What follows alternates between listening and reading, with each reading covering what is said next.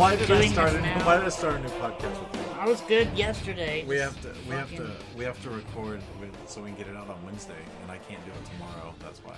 So 3, 2, 1. Hello, everybody. Welcome to Movieisms. I'm Beck Meyer. And I'm Balding Ewok. I have to psych myself up for having a personality because I don't have one. Well, psyching yourself up for it isn't going to do anything. On this episode, all fake bullshit. We're going to pretend that we enjoy each other and are nice people. Well, you can have one or the other, but not both. We are nice people, or we like each other. But I can't be nice. I can't be both at the same time right now. No. So this is our first episode of Movieisms, our first official episode. And we're going to talk a little bit about, I guess, our show a little bit, but also we're going to talk about Avengers: Infinity War, which we saw. And as almost everybody in the world did, it made $690 million over the weekend. Yeah. Worldwide, something like that. And which is only truly impressive when you consider the fact that it's one of maybe only 5 or 6 movies. I might be wrong about that exact number that has actually opened worldwide at the same time. Like, it opened up everywhere on the same week. So it's a big movie. Everybody went to see it on that weekend. Yeah. A lot of times movies will come out in the UK a week or two in advance. They'll come out over here a week or two later. And those two numbers don't add up into the biggest weekend box office because they weren't on the same weekend. But it ultimately beat The Force Awakens, which was the biggest opening weekend of all time. And well, it did feel like a Star Wars movie in the fact that when we went online, we were close to a week early. Yeah, we were like 4 days away from. And it was really hard to get tickets. Yeah. And we had to put it off 2 days from the day we wanted to go, I think, or 1 or 2 days, because we couldn't find a seat. And then if there was a seat available or weren't it was just... Yeah, it was hard to find seats. It was crowded, which in a way you kind of like. For big movies like that, I've gotten used to it. I love when I can go into a movie theater and I'm like the only one there. So I don't even like to go see movies with you. Because I'm actually, and I don't know what it is. I think it's because it's sort of like a special thing for me. Back when I first started sort of skipping classes in college to go sneak away to a movie, it's something that I did by myself. So it's sort of ritualistically, sort of do it by myself. But bigger movies you want to see with a crowd sometimes. And, the place was packed. So first of all, I want to say we're going to do a non-spoiler discussion. We're going to do our very best to not spoil anything because I personally hate spoilers. I hate them. I don't want to be spoiled. I don't want to accidentally spoil anyone else. J.J. Abrams, his whole talk about the mystery box, what's in there. I don't like having that moment ruined for me, and I don't want to ruin it for anyone else. If you don't know what I'm talking about, there's J.J. Abrams did a TED Talk years ago, I don't know when it was, about the mystery box and how his dad bought him this magic trick box, and inside the box said there's a mystery card trick or a surprise card trick on the inside or something like that. And part of it is his excitement in trying to figure out what it was or what it was going to be has actually kept him from opening that box his whole life. He just is he likes the fact that there's a mystery in that box. Okay. Yeah, you've never heard that TED Talk? It's an interesting concept on creativity and his philosophy on telling stories. And if you ever watch or pay attention to J.J. Abrams movies, you know how he doesn't tell you there's a new Cloverfield movie coming out. He just it comes out tomorrow night after the Super Bowl. Sort of thing. He likes just plopping things out there. And when they did the first Cloverfield, they didn't even tell you the name of the movie. They just dropped in the date. They just gave you a trailer to the movie, and then they just dropped in the date, and the movie was called, like, at that point in time, it was like the date of the movie release. It didn't really tell you what it was. He just likes that stuff. I want to say that the Netflix released the third Cloverfield movie. Not good. Don't see it. Well, I mean, I guess you have to if you like the other ones, but it's not good. Yeah. And in my mind, when I was watching it, I was like, well, there's a reason this went straight to Netflix. I thought it was a cool idea. I thought it was a great idea. I wanted to be... Yeah, we wanted it to be good. I wanted it to be as good as 10 Cloverfield Lane, which was really good. Probably the best out of all of them. And completely different. Yeah. Yeah. So we're going to do a non-spoiler talk because you'll constantly hear me complain about spoilers. I don't like when people live tweet things, like either talking about a TV show that they're watching and they're tweeting about it at the same time. Because even if you say, oh, that was great, you don't know what I'm talking about, but it was great. That, in my mind, I'm still looking for that great thing. Like, is this the great thing they were talking about? And I'm totally distracted by it. My problem, my brain spoils movies all the time because I can see a preview a lot of times, and I just know I can extrapolate and put things together based on my experience of writing and how movies and TVs and storytelling goes. And most of the time when we go to a movie, I've already put the puzzle together and know what's happening. Yeah. So I don't like doing that. Well, it's kind of a thing that it's a bad habit that my brain just does it automatically. Yeah. But I had to learn to not say that stuff out loud. I realized that I'm either ruining it for people or making them aware. You don't want to bring people out of a movie, even if you're guessing and you want to see if you're right, but it takes people out of the movie, so just shut up. I've learned to shut up. Not really, though. Well, unless... If I see that you've given me permission, like if you start saying something about a movie, then I'll be like, he's opened the door. So, Avengers, Infinity War. I have to see it again. I want to see it again. I want to talk about my concerns going into this movie. My concerns going into this movie started with Age of Ultron and how bad that was. That was bad. When I saw Age of Ultron, I thought, it's not too bad.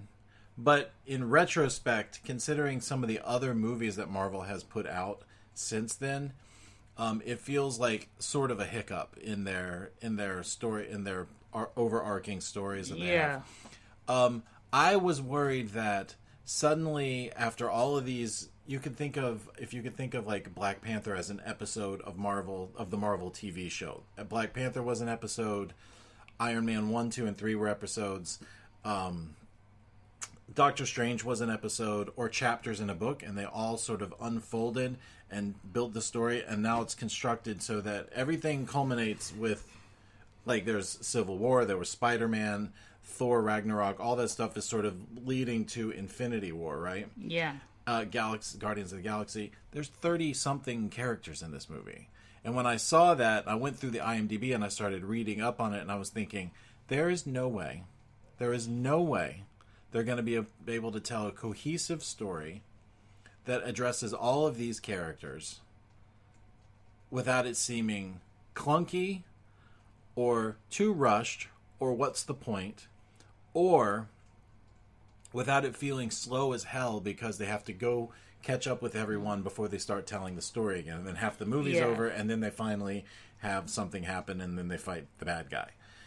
We talked about this on the last show we tried to launch. Right. No, we talked about this on WTAF previews. So that's still out there. People can watch it. We're retuning that show and something else. And my thinking was that because they have so many people, so many things going on, that they didn't have time to do any of that, and we were basically going to jump from story over here to story over there. Yeah. And I think that's mostly what it ended up being.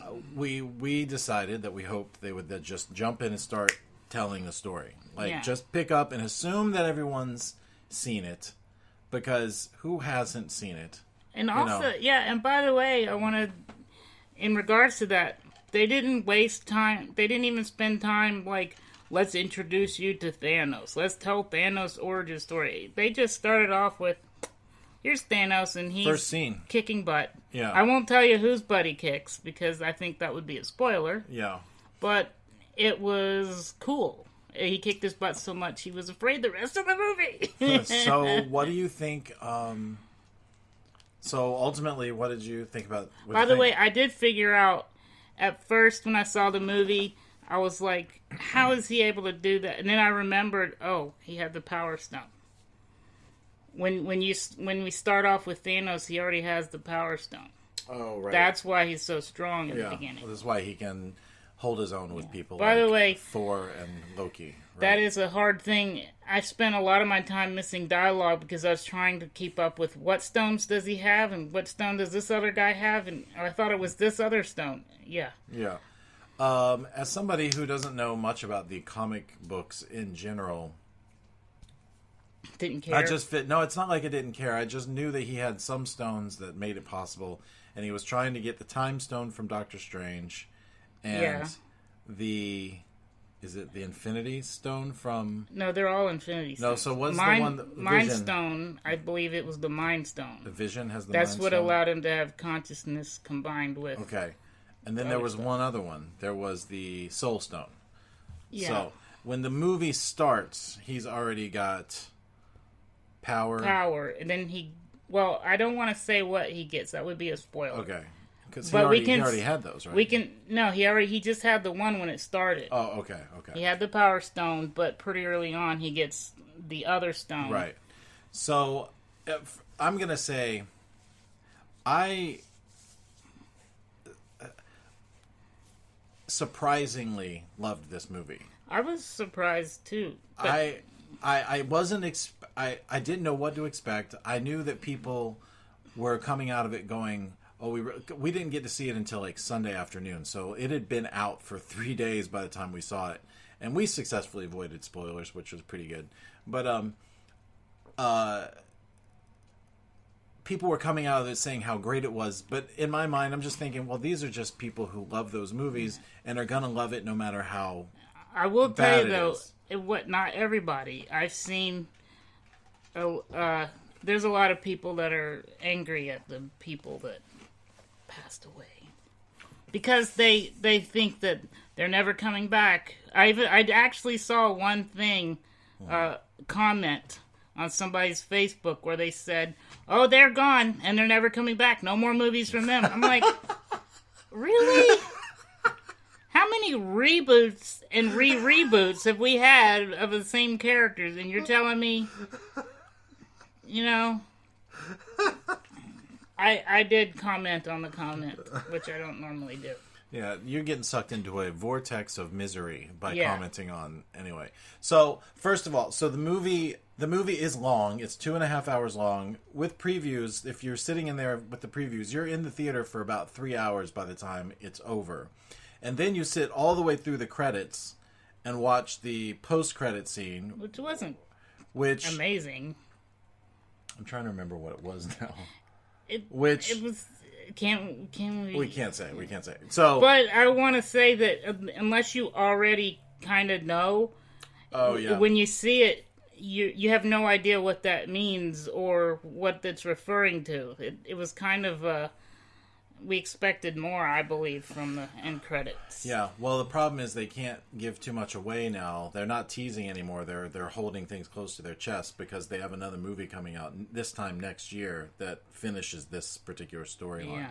So it's 2.5, 3 hours long, and it doesn't feel that long at all.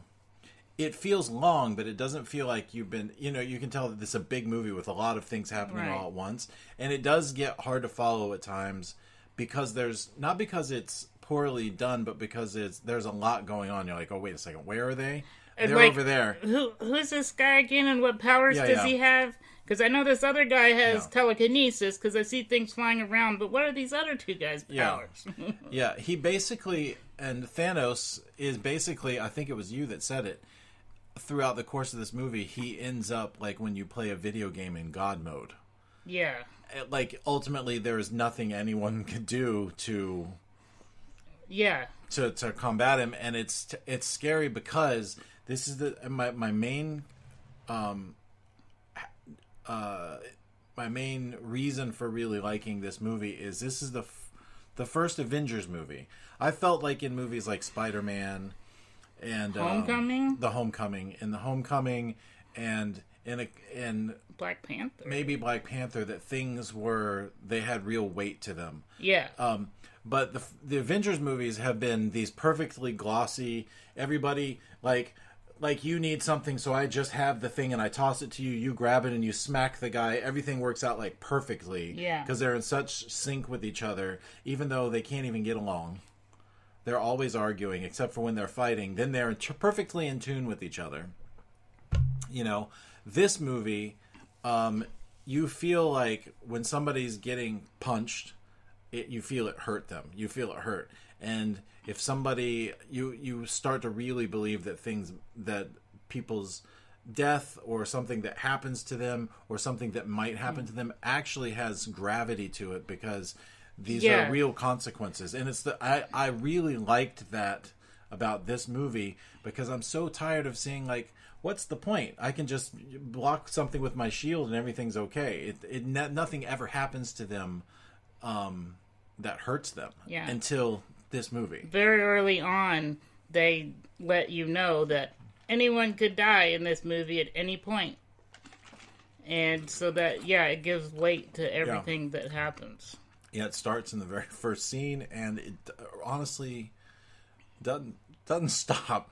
And to the point to where you're like, oh, you really believe Thanos is serious about this stuff, and you believe Thanos is serious, and they better watch their shit, because if they mess up at all, it's gonna be serious. The cool thing from a what do you call it? I guess a nerd perspective, because I've seen all this stuff, and I've seen 2 different versions of the Infinity Wars sort of storyline. Let's say the Thanos storyline, that to where I knew what was mostly supposed to happen. They really stuck to it, because this was Thanos' movie.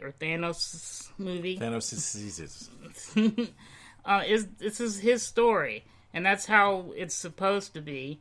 And what I told you at the end of the movie, I said they had the balls to do it. They didn't hold back, because that's what I've learned to expect as a movie lover, is when somebody gets godlike powers, then you gotta just hold them back with the writing and have them do stupid things, or somehow they didn't think to snap their fingers and kill the guy when they had the ability to. They just were distracted or something. You know what I'm saying? Yeah. They didn't hold back in this movie. If he had the ability to do something, he did it. But I don't think they explained that the only reason why he engaged in battles was to make it not boring. Yeah. It was more fun to sort of make them feel like they had a chance, or just to exchange punches, as opposed to just waving your hand and stopping everything immediately. It's like I said, like a video game where bring it up to the point to where you get scared to where, oh, I might die. Okay, now let me hit God mode, get through this part, and then I'll go back to maybe I could die. You know, my main complaint with Civil War, which a lot of people say Civil War is their favorite. Yeah, it's mine. But I didn't. It's not that I didn't like it, because it was a very entertaining movie. But I never believed in any of the fight scenes that Captain America was really going to hurt Iron Man, or Iron Man was really going to hurt.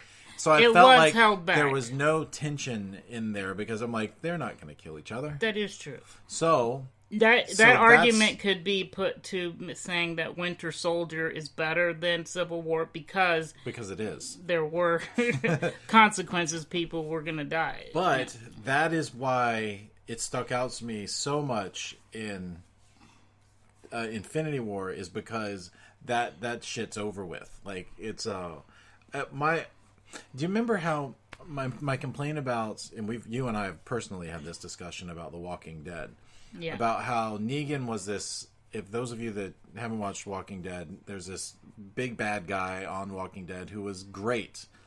in the build up to how bad he was going to be, and then they paid off how bad he was going to be, and he took out people left and right, and then he just sort of spent the rest of that storyline or that season, and I kind of stopped watching because I lost interest in. He's just going around talking about, hey, I'm gonna kill you, and then not, and then you know what I can do? I'm gonna get my blue seal out and start swinging this bat around, and then look at this bat, and look at this bat, and then not. You know what I mean? It went on for 2 seasons. It's a whole lot of that, and you know what? That's not interesting to me. That's like saying I'm gonna flick you in the nose and then not. So there's like so what does it matter? There's nothing. It's like somebody holds their finger to your face. I'm not touching you. I'm not touching you. Eventually, you just go about your business because it doesn't fucking matter anymore. So, yeah. So that's what these things that are happening in this particular movie have real weight to them. And there's real gravity, and there's real fallout from their decisions, and they screw up. When things don't go right, it really causes trouble. It's not like, oh well, we're just gonna roll back time and fly backwards around the Earth's orbit and make the Earth start over, and we're gonna get to do it again. And I thought they did a real good job of tricking you into thinking, okay, at this point, there's no way they could do anything to Thanos, and then all of a sudden you see them come together and then do something, and then when you think it out logically, you're like, yeah, that is one way that you could do that, but then somebody messes it up or something, and then somebody else does something, and then he's like, oh, you should have done this, and then he snaps his finger into God mode and then says, you almost got me, but yeah. So I thought they did a good job of kind of throwing it back and forth, where they make you think it's hopeless, and then they show you a glimmer of they could. This is the first Avengers movie that I have walked out of going, I really can't wait to see the next one. And a couple years ago, I was starting to feel the superhero fatigue. I think this was before. It was right around the time Guardians of the Galaxy came out, and Guardians of the Galaxy was completely different. It was kind of a comedy. Yeah. And also highly entertaining, had great characters. The chemistry amongst the characters and the actors performing them were good. So I think what Marvel is doing right now is they're doing that better than anyone else is doing it. They are churning out their franchises in a highly entertaining way that does not feel like you're being just schlepped along or whatever. Mm-hmm. Here's another one. We're going to release another one. It started to feel like that a couple years ago, and then they quickly got out of that with things like Guardians of the Galaxy, and I think Spider-Man was a big part of that. Oh, yeah. And actually Ant-Man, which was just a heist movie with a superhero guy, So I thought that was great. And honestly, Wonder Woman changed a lot for me too, even though that's a DC thing. But Wonder Woman changed a lot of it too. And I think that hopefully it stays like this for a while, because I don't dislike these movies when they're good. Right. When they're not good, I look around and say, oh, this is just a bunch of the same shit happening over and over again in every movie. This is just the movie that's come out in the last 3 months that they want us to all go see, so they can make another one so that we can all go see it again. Yeah. But these movies so far have felt like this movie felt like a real event. Like, you needed to see it on the big screen because it was big and massive and epic and crazy and like suspenseful and all of that stuff. And like I said, Marvel is doing it better than anyone else. They're doing it better than Lucasfilm. They're like, what have we gotten from Lucasfilm? 2 Star Wars movies, like episodes 7 and 8. Yeah. Which we enjoyed, and I loved The Last Jedi. I enjoyed The Last Jedi. I didn't enjoy what was it? The Force Awakens. I liked The Force Awakens as a way of saying, hey, we're gonna pay you back for putting up with all the prequels. Oh. Right. Because most people can agree the prequels were not good, but there are parts of the prequels that are ingrained in us that we love anyway. No. Yeah. I don't have one at all. There's not one moment in the prequels. Music, the score. Who's John Williams? Our girl that we both love. I mean, Natalie Portman. Oh, Natalie Portman! Come on. We love those parts. And Yoda jumping around. Quit saying we. Like, stop saying we. You like that. Okay. I did love Yoda jumping around. Yeah. I did love Yoda jumping around. Like, Come on. However, what was the other one? The other Star Wars movie? Rogue One. Didn't like it. Didn't like it. It was probably bad. the worst Star Wars movie. And people are like, "Ugh, they all died in the end." And you're well, like, they're supposed to. Well, no shit. What did you think happened? It's a telling of a story that's already happened. Yeah, it's just the way they did it. It's like the person that wrote that story had no idea what the Force was or how it worked. You know, it has some guy repeating the mantra like, "That's not how the Force works." Force is kind of like faith. You know? Yes, and it really did remind me of those people that go around going, praise the Lord, praise the Lord, praise the Lord all the time. And they're like trying to will it into existence. Yeah. But it's really like an act of desperation. Yeah, the whole thing about faith is you act on it. Yeah, you have it. If you keep repeating to yourself or keep praying over the same thing, that means you didn't believe the first time. And so you keep just... You know. Yeah. Yeah, faith means you believe it's going to happen. And look, Han Solo, I have no high hopes. I am... Yeah. Everything that comes out just makes me more and more nervous. And I'm particularly sensitive to the Solo movie because I fucking love Han Solo. Han Solo is...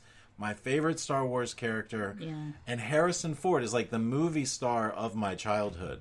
Don't mess with Indiana Jones and don't mess with Han Solo. And they're about to do both. Yeah, they already messed with Indiana Jones. I mean, that last movie. Oh. Well, what they're about to do is, and they're making another one, and it's going to be the last one they all do together, and then they're going to reboot.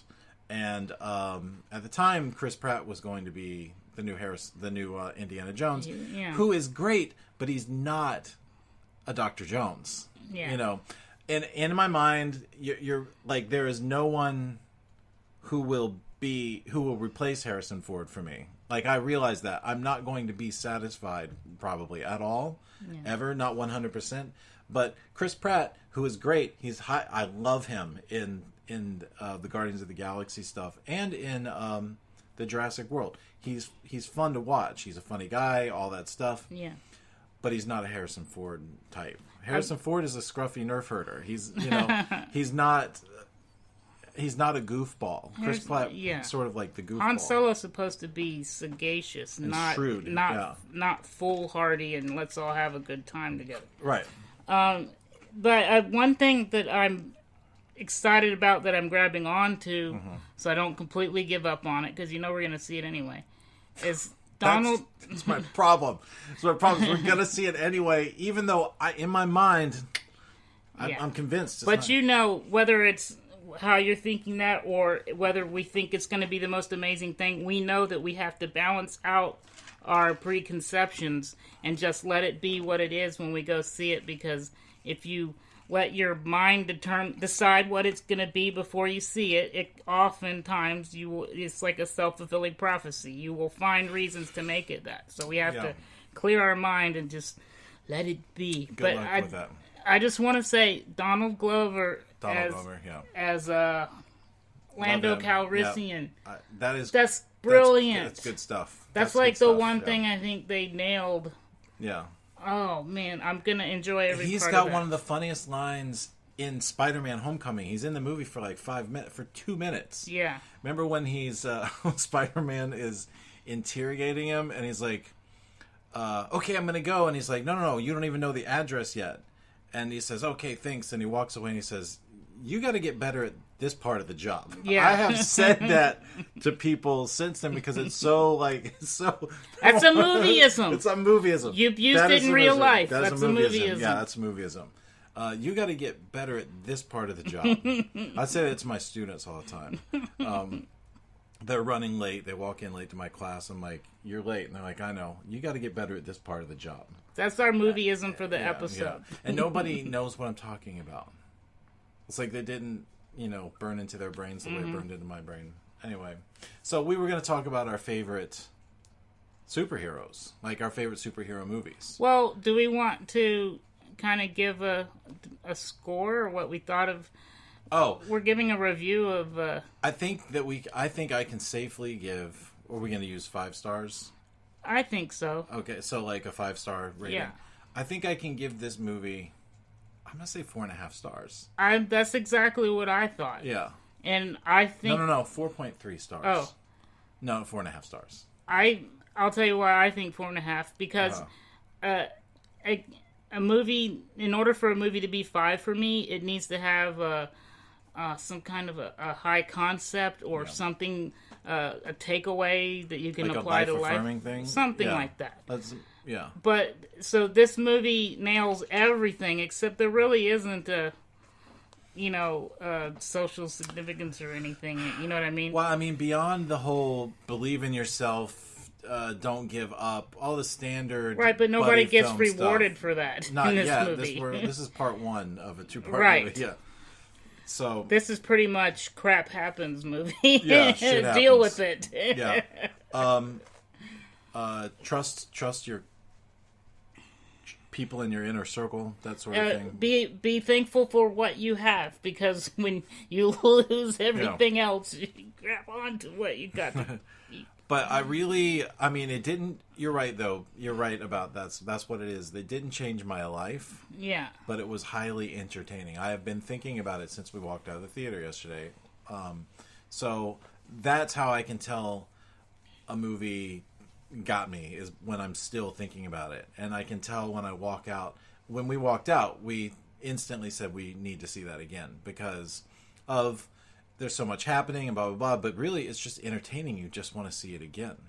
I told as one of the first things I said when it was over. I said I have to see this again because I'm still processing what I just saw.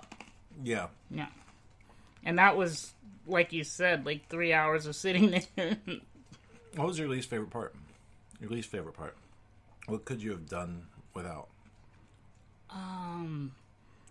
I wish I could have prepared for that question. I didn't even think about it. I'm trying to think of it myself. I don't really have a least favorite part. I don't think I have a least. Well, a least favorite part is not like something you hated, but the least favorite part. Maybe the. Yeah, but see, all the parts that I would want to bring up as my least favorite had to happen. Yeah. Because otherwise things would have gone completely different.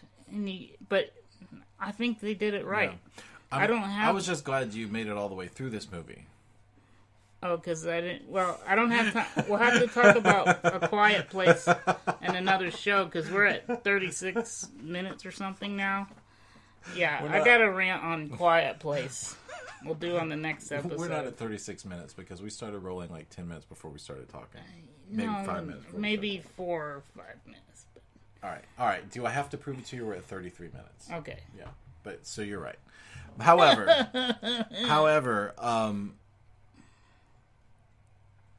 so I don't know. I can't think of one. Maybe once we see it again, when I see it again, something will jump out at me. It's like, yeah, that could have been. But there was actually a part in this movie I've never felt overly emotional, other than like laughing, like cheerful emotions. Yeah. But I've never. Your favorite line of the movie was "Sweet Rabbit." Sweet Rabbit, yeah, Sweet Rabbit.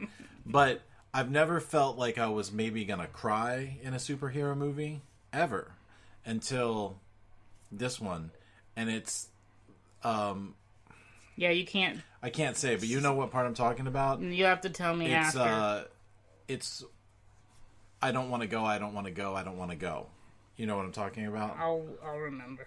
It's yeah. Well, I'll talk to you about it off mic. But I actually thought, oh no, am I going to start crying at a superhero movie? And I looked at my Elise my daughter was with us. I looked at her, and she looked at me, and she's like, "Are you crying?" And I'm like, "No, I'm not crying." And I didn't, but I felt it. It was the first time I felt like a ping of that kind of an emotion from a superhero movie. They really did tap into the emotional parts really well in this film. Yeah, now that I think about it, there's one character that, like, after after some other, I don't want to give anything away, but after some other people died, and when some other person was about to die, I'm like, no, not you. Yeah. Everyone that watches this movie is going to have the no, not him or her moment. Yeah. Yeah. So, we should mention the filmmakers, the Russo brothers, who honestly, they've written on shows like Arrested Development. There was something else that I was like, these guys were just like comedy TV writers. And then they came out and started doing the Marvel films. They started with Winter Soldier. Which is one of the best ones. And it's like the first one that was like, well, that was great. That was actually great. Yeah. Yeah. By the way, talking about superhero fatigue, I think a lot of us were getting fatigue, and then that came out, and we're like, oh, they could be like this? Okay, I'm on board. Yeah, if they can be more like that, I'm here for it. Yeah. And then they did Civil War, and then they did this movie, and they actually made the movie that we're talking about now, and the next Avengers movie, which they haven't even released a title yet, back to back. They shot them at the same time. So that part is cool. That's how they're able to turn it around just next year. They've already shot it, and they're just getting part 1 ready. It was going to be Infinity War Part 1 and Part 2, but they said that the Part 2 and the Part 1 were so different from each other, it made more sense to give it a different name. Yeah, I must think that the second movie is going to be more philosophical and psychological. Yeah. Because that's the only way to get to somebody that has God powers is you got to get in their head. That's the only. I mean, I've seen a lot of superhero stories that get to a point like this, and you get to a point where the only way you can reverse things or fix things, or the only chink in the person's armor is you got to get in their head. Yeah, the mind fuck. Yeah. So, I mean, this is our first episode, so the people listening to this may not know what a kind of a movie snob I can personally be sometimes. Mm-hmm. I'm not normal. I'm almost never somebody to give a glowing review of a popcorn tent pole movie. Even if you enjoyed it, you won't. I always find, and by the way, I always find a lot of things that I don't like about almost every movie I see. I'm just picky about certain things. But this movie, I'm trying to think about something that I actually didn't like, and I'm at a loss. I can't really think of it right now. Again, we should go see it again. Yeah, we're gonna have to. But so I say definitely go see it, and that's coming from somebody that's will go see those movies just because they're out and it's something to see. But I don't always get overly excited about them. Because I do get overly excited about them, and then it turns out to be Thor Ragnarok, which wasn't good.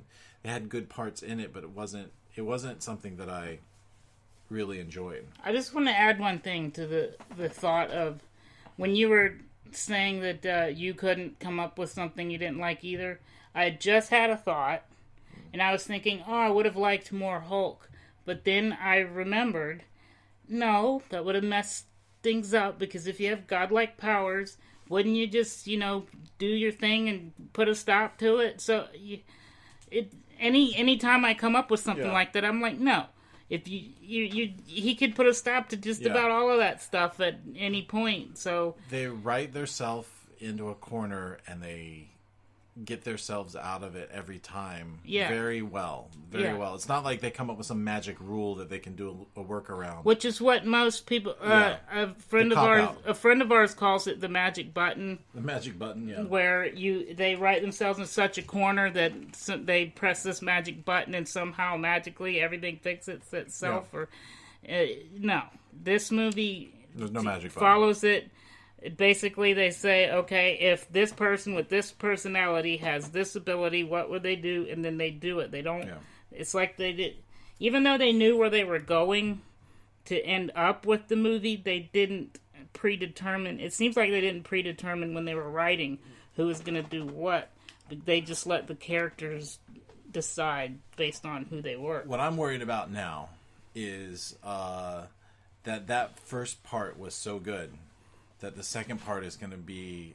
It's like... A Matrix 2? It's like, how does Tarantino back up Pulp Fiction with another movie as good as Pulp Fiction? It's like, you know what I mean? It's like, how can you do that? And I guess the way, in my mind, I'm going to think about it is that it's really one movie that they cut into two. So they have a really good movie that they broke into two parts. Well, in my mind, that's so I don't keep worrying about it. But when you say that, it worries me because the Kill Bill was supposed to be that way. I'm pulling on the cord. Why would you do that? I don't know. It's probably making noise. Sorry if we have to edit that out. Now I got to listen to the whole thing.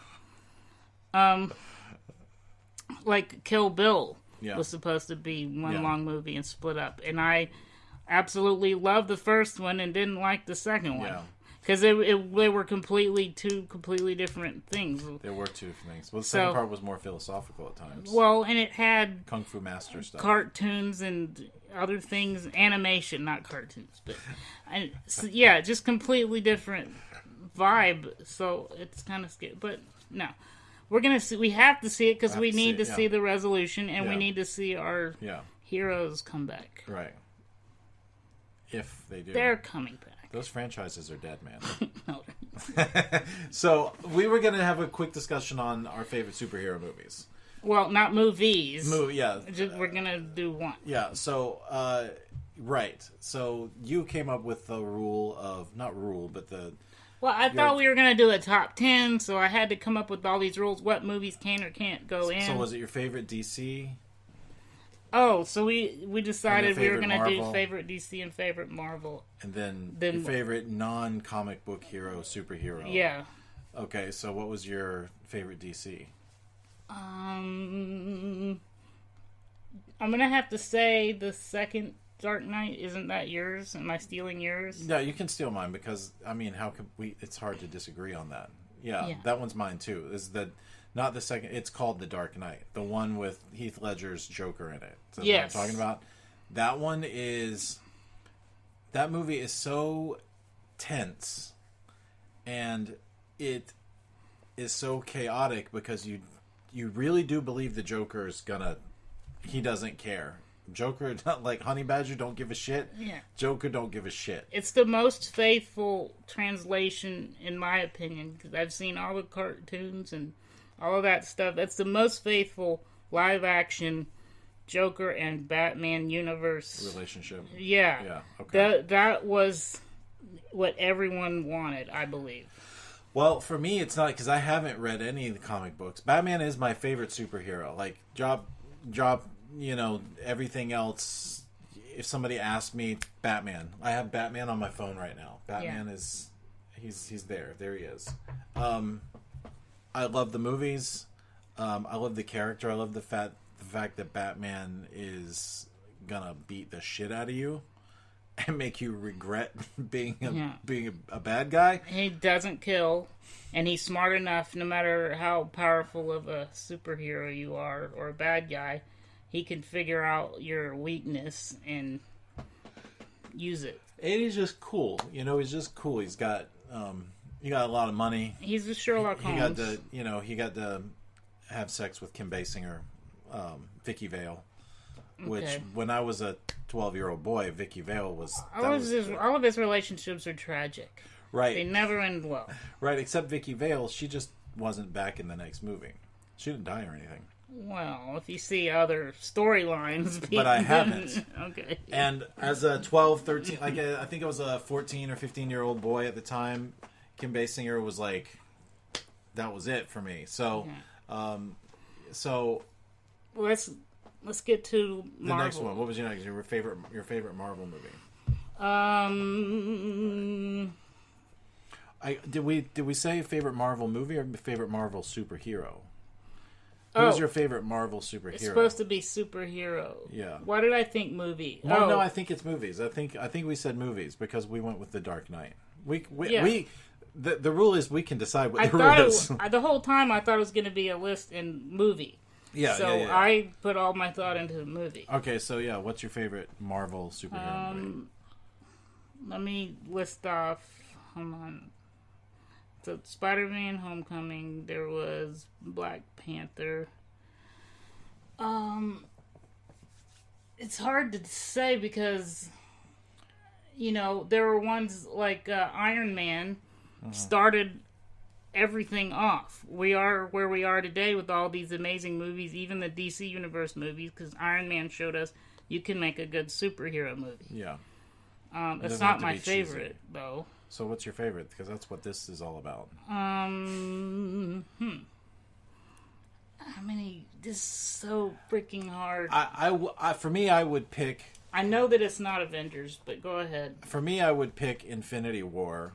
If we hadn't just spent the last 35 minutes talking about Infinity War. Yeah. I'm going to go with Winter Soldier, which is surprising to me because for some reason in my mind,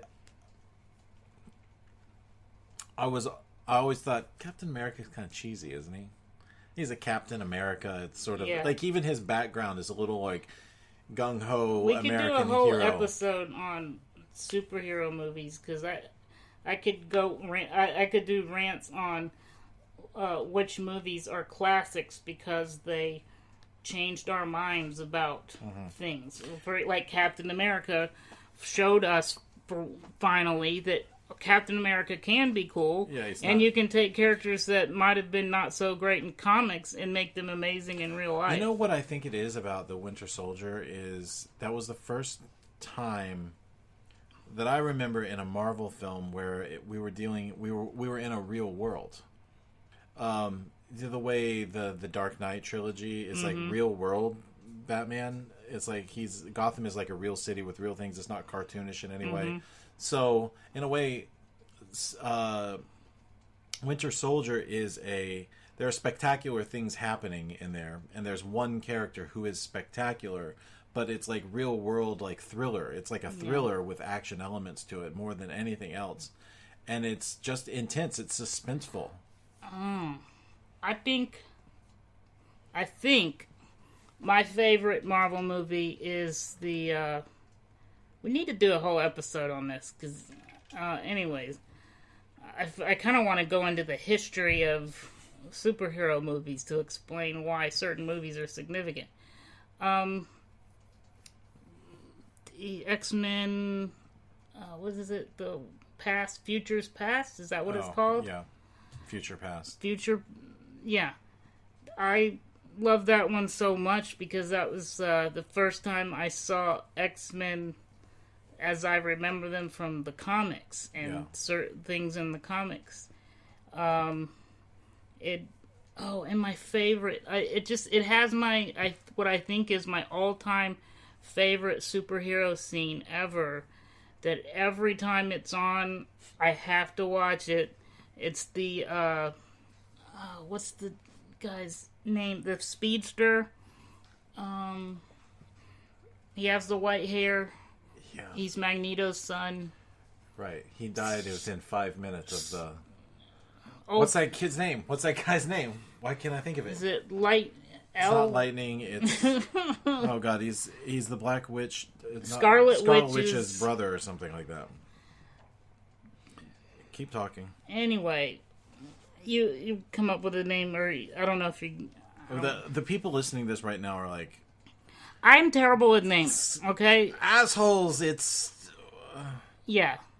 Okay, so the scene where he arrives at the X-Men mansion. Professor X. Yeah. Right as it's about to blow up. Quicksilver, thank you. Quicksilver, yeah. So that scene was cool. The slow motion, but also it shows off his personality while he's doing it, where he shows off, and there's no one can really see it, but he's just having a good time, all relaxed while saving everyone's lives. And it inches forward second by second. It's just one of the most amazing scenes. He was such a cool character in that movie. Yeah. And then Age of Ultron, they just kill him off like he's a side character. One of the reasons I hate that movie. Yeah, it's so stupid. If you speedsters, the only way you can be that fast is if you think that fast. Otherwise, you would fly right into a building because you couldn't see or process the information quick enough. So if you can think that fast and see that fast, then you wouldn't...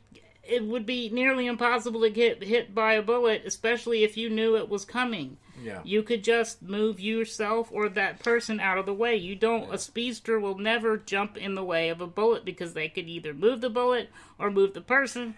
That was stupid. It's almost not even like they are moving fast, but they have the ability to put the world in slow motion. In slow motion, right. Yeah. So you got all the time you need to fix that. Yeah.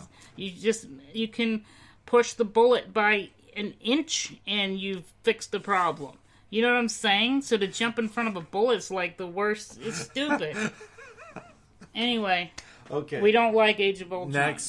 Next was favorite non-comic book superhero. Okay, mine is according to the rules that I made up in my head. Mm-hmm. It had to be an American movie because there are so many superheroes in all the different cultures and in anime. So it had to be live action American movie. Mm-hmm. And it had to be superhuman.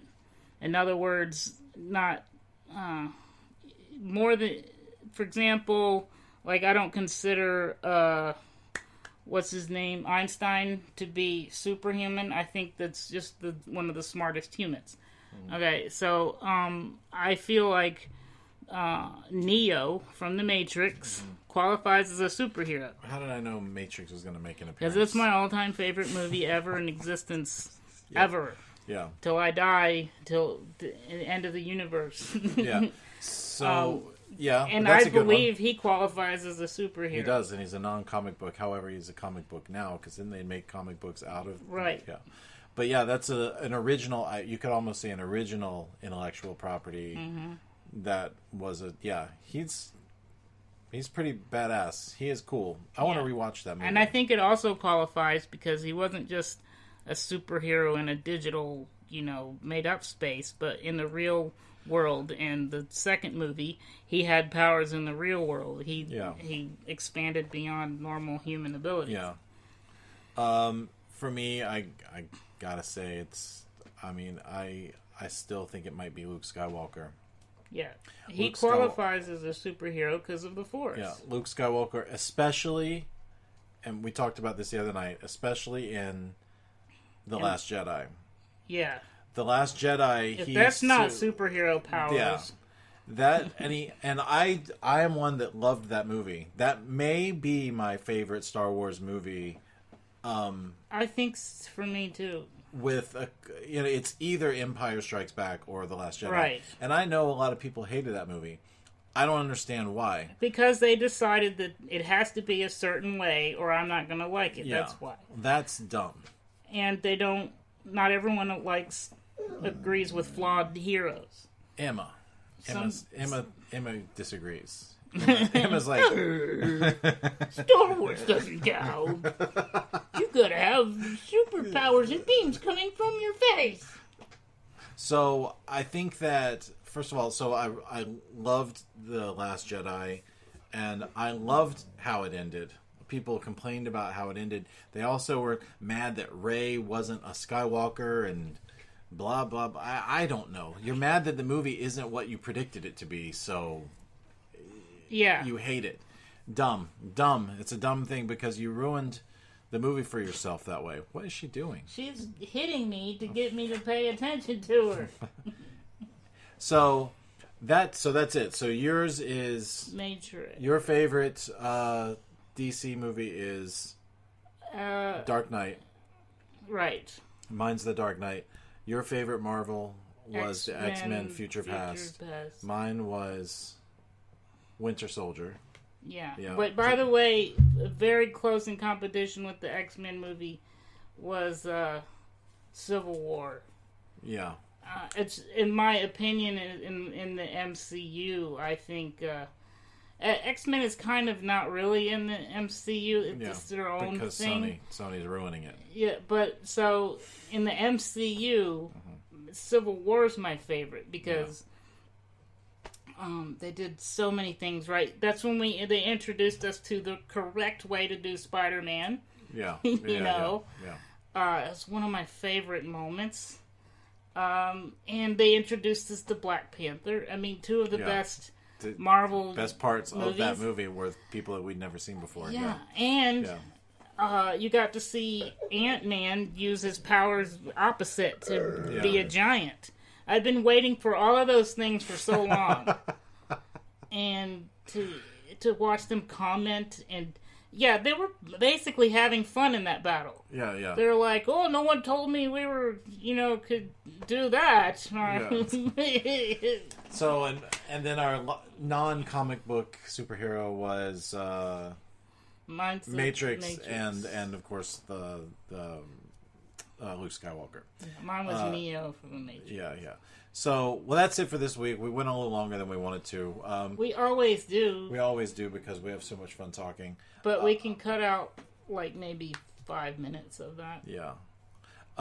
So if you like this if you like this podcast, could you please do us a favor and go into the iTunes podcast store in iTunes and give us a 5-star review? That really helps us. Since we're a new podcast, we actually have to, sort of will our way up, into people's visibility. So we'd really appreciate it. If you're using the podcast app on your phone, your iPhone or something, it's real easy. You can just give a 5-star review right there underneath our show. You can scroll up or scroll down just a little bit and click it right there. That will really help us. If you want to catch us on Twitter or Instagram, Becca Meyer on Twitter. He's Balding Ewok. Yes. You can speak for yourself. Balding Ewok. I Instagram as well. And Instagram as well as also. We also started a Facebook page, which we're trying to keep a little more active on,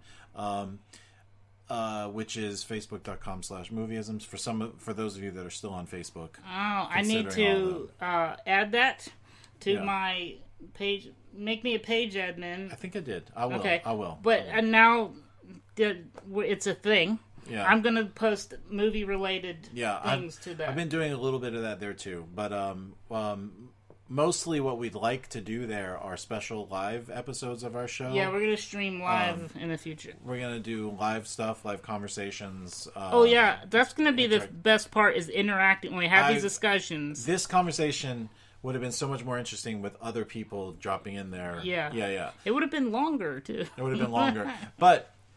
So, we will catch you next week. We're going to release on Wednesdays for now. We plan on putting a new episode out every Wednesday. Wednesday morning. Coming out soon are Daredevil. Not Daredevil. Deadpool. Oh, Deadpool's going to be freaking amazing. Oh. With Josh Brolin again. By the way. 2 villains in, within 2 months of two movies within the same month. By the way, Deadpool is in the battle in my head for best Marvel movie, because I completely forgot about that. Yeah, I did too. But it's hard to pick one. But Deadpool is definitely fighting for that. And Deadpool 2, I love that he kind of does a Craigslist ad to recruit people, and just a normal guy comes in and says, "I don't have superpowers." He's like, "You're in," and then they end the trailer with the normal guy with no powers parachuting out of the plane with them.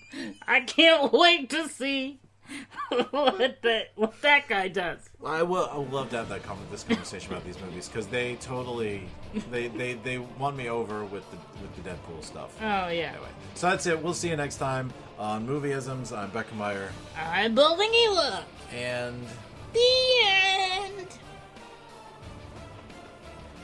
Why do I have to do that with my arms when I say the end? No one can see it. Movieisms is a production of Super Mega Ultra Entertainment and is produced by Michael Beckemeyer and Bradley Kingston. If you'd like to find out more, follow us on Twitter or Instagram. And make sure you click like on our Facebook page, which is facebook.com/movieisms. If you're enjoying this podcast, please take a moment and give us a 5-star review in iTunes. It only takes a minute and it helps us out more than you can imagine. Thank you very much, and until next time, we'll see you at the movies.